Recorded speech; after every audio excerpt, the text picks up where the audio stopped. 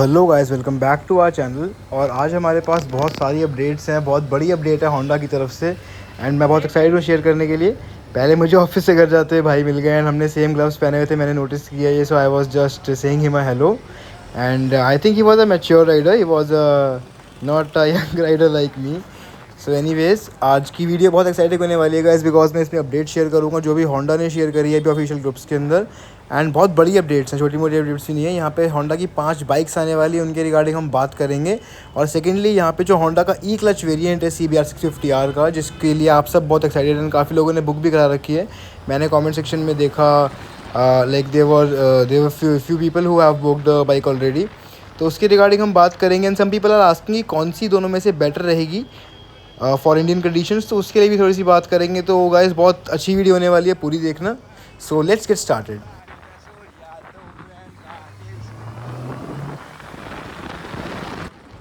तो गाइस, यहाँ पे आप देखना, जैसे मैं आगे जाता हूँ, बिकॉज टनल में कुछ I mean it was not a proper grippy surface. तो वहाँ पे देखना कैसे ये थोड़ा सा, मतलब मैं जैसे रेस देता हूँ तो कैसे लाइट ऊपर आती है, लाइट पॉप होती है। This basically traction control hitting in, जो कि टायर को स्लिप होने से प्रिवेंट करता है। So that is example for you guys. बाकी इस पर पूरी वीडियो में लेके आऊँगा ताकि समझ सकें, बिकॉज मुझे भी स्टार्टिंग में समझने में काफ़ी दिक्कत हुई थी। So I just make a full video on this thing. Anyways, अब हम बात कर लेते हैं ई क्लच के बारे में सबसे पहले। तो guys will be happy to know that Honda ने अनाउंस कर दिया है कि ई क्लच इन बाइक्स में आ रहा है।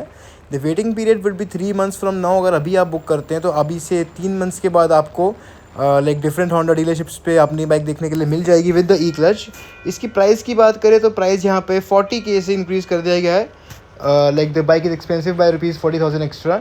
एंड इसमें आपको TCS भी एप्लीकेबल होगा, दैट इज़ अराउंड ₹10,000। एक्चुअली वो रिफंडेबल होता है, बट इनिशियली आपको वो देना पड़ेगा अपने एंड से। तो ये कुछ बड़ी like I got the bike around 11.25। तो ये जो नई बाइक लेने का सोच रहा है कोई अगर ई क्लच वाली, so that will be costing you around 11.8 something in Delhi.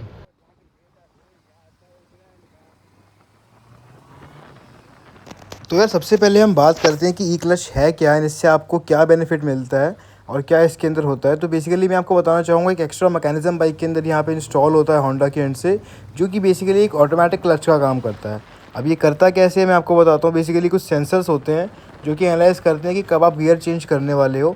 At that specific moment वो उसको एंगेज करते हैं एंड आपका जो क्लच है ऑटोमेटिकली प्रेस हो जाता है without the need of you pressing it.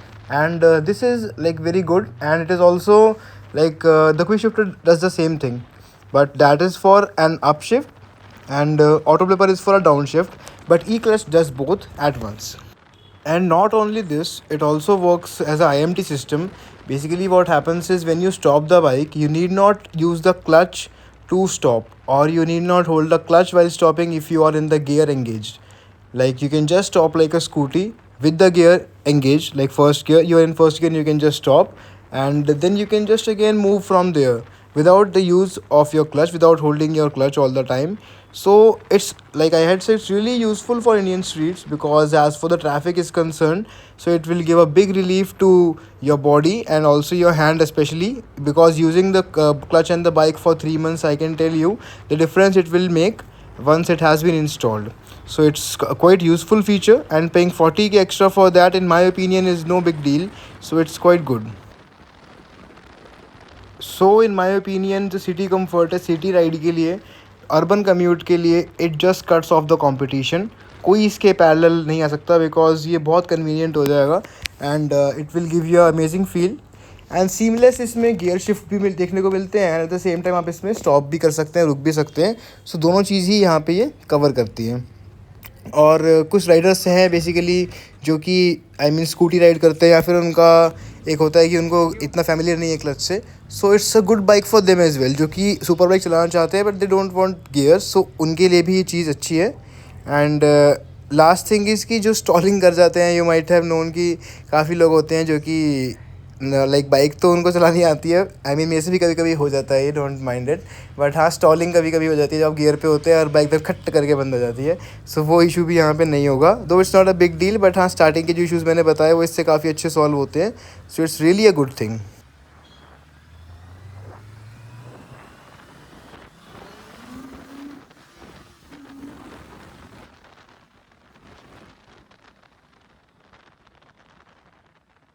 अच्छा, अब हम बात करते हैं यहाँ कुछ इसके ड्रॉबैक्स की, जो कि मैंने राइडर्स से फीडबैक लिया और जो इंटरनेशनली हमारे राइडर्स हैं, अकाई सीबीआर है एंड एक ज्यूरिक सीबीआर करके भी है, सो काफ़ी इससे हमारी बात होती है लाइक ग्रुप की age in, and we have took a common feedback and we have analyse कि it's not really made for Indian roads, because इसमें हीटिंग का इशू देखने के लिए मिलता है as far as Europe and other Asian countries are concern, तो वहाँ पे भी इशू देखने को मिला है। एंड इंडिया तो उनसे like it's way more hotter than those countries in which the bike is facing issues with the E clutch.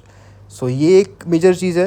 And secondly एक सब्सक्राइबर ने कमेंट किया था and that is also a point to consider कि यहाँ पे अगर आप देखो तो एक्चुअली जो बाइक में अगर इन केस कुछ इशू आता है, सो टायर 1 टायर 2 सिटीज़ में तो आई थिंक आपको मिल जाएगा, but below that I don't think कि यहाँ पे कुछ शोरूम में सर्विस सेंटर्स हैं। And for those people who by the bike from like these places, उनके लिए एक मेजर इशू होने वाला है अगर कुछ दिक्कत आती है in their E clutch bikes, because that is a whole new thing for India and for the Indian mechanics you can से।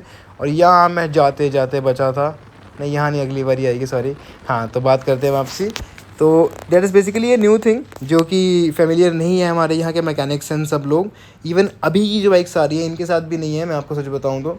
So it's not really a good idea to put that at work when you are not from a major city, तो keep that in mind.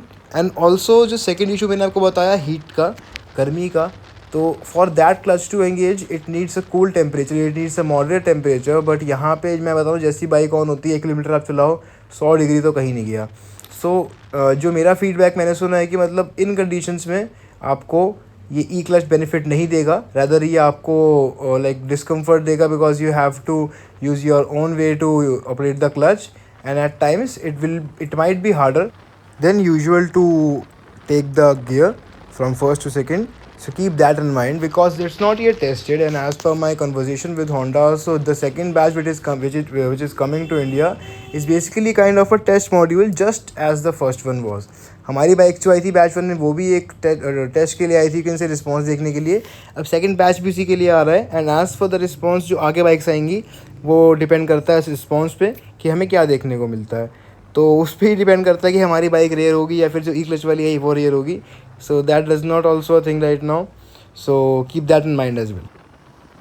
और कुछ और feedbacks हैं जो कि experience Riders से मुझे मिले हैं, that is basically a loss of direct mechanical feel and rider connection. जो एक होता है हमारी मसल मेमोरी होती है कि हाँ यार हमें पता है चीज़ें कैसे करनी है, वो चीज़ कहीं ना कहीं वहाँ इफेक्ट होती है। And it might take some time for you to to attach with the bike. Secondly, increase complexity and potential cost, because अगर वहाँ पे मैंने बताया कि ख़राब होता है या कुछ है तो आपको एक्स्ट्रा पैसे देने ही पड़ेंगे। बाकी at around 50K it's already expensive.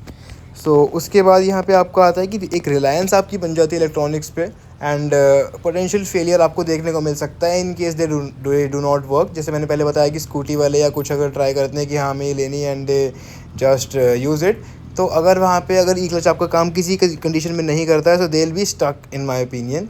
और एक लास्ट एक चीज़ है कि हाँ एक इम्पैक्ट पड़ता है ट्रेडिशनली आपकी राइडिंग पे, एक जो स्किल्स है अगर आपका वो है and you just use it, तो आप कहीं ना कहीं उस टच को लूज़ कर देते हो।